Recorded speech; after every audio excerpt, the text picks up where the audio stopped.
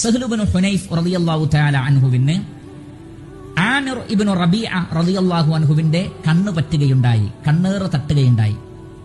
Sahl Ibnu Hunaif റളിയല്ലാഹു അൻഹുവിന്റെ ശരീര സൗന്ദര്യം കണ്ടപ്പോൾ ആമിർ ഇബ്നു റബീഅ റളിയല്ലാഹു അൻഹു ഇത്രയും സൗന്ദര്യമുള്ള ഒരു ശരീരം ഞാൻ കണ്ടിട്ടില്ല എന്ന വാക്ക് പറഞ്ഞപ്പോൾ ആ കണ്ണേറ് തട്ടി.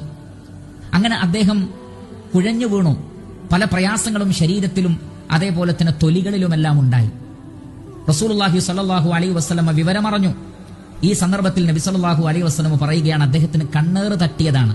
എന്ത് കൗതുകമുള്ളത് കണ്ടാലും, നിങ്ങൾക്ക് ഇഷ്ടപ്പെട്ടത് കണ്ടാലും, അത് സ്വന്തം ശരീരത്തിലാണെങ്കിലും ശരി, സ്വന്തം നഫ്സിലോ സമ്പത്തിലോ കുട്ടികളിലോ ആകട്ടെ, മറ്റുള്ളവരിലാകട്ടെ, രണ്ട് സന്ദർഭത്തിലും എന്ത് പറയാം?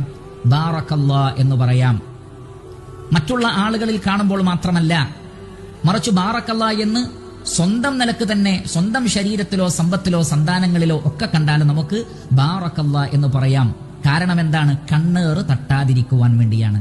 അതുകൊണ്ട് തന്നെ അസൂയ ഉണ്ടാകുമ്പോൾ അത് നീങ്ങിപ്പോകാനും, ആ നിഅമത്ത് മറ്റുള്ളവർക്ക് ലഭിച്ചതിൽ മാനസികമായ പ്രയാസമുണ്ടാവുക, അത് നീങ്ങിപ്പോവണമെന്ന് ആഗ്രഹിക്കുക, അതില്ലാതായിരുന്നെങ്കിൽ എന്ന് ആഗ്രഹിക്കുക, അയാൾക്കത് നഷ്ടപ്പെട്ട് അത് തനിക്കായിരുന്നെങ്കിൽ എന്ന് വിചാരിക്കുക, ഇതൊക്കെ അസൂയ ഉണ്ടാകുമ്പോൾ ഉണ്ടാവുന്നുണ്ട്.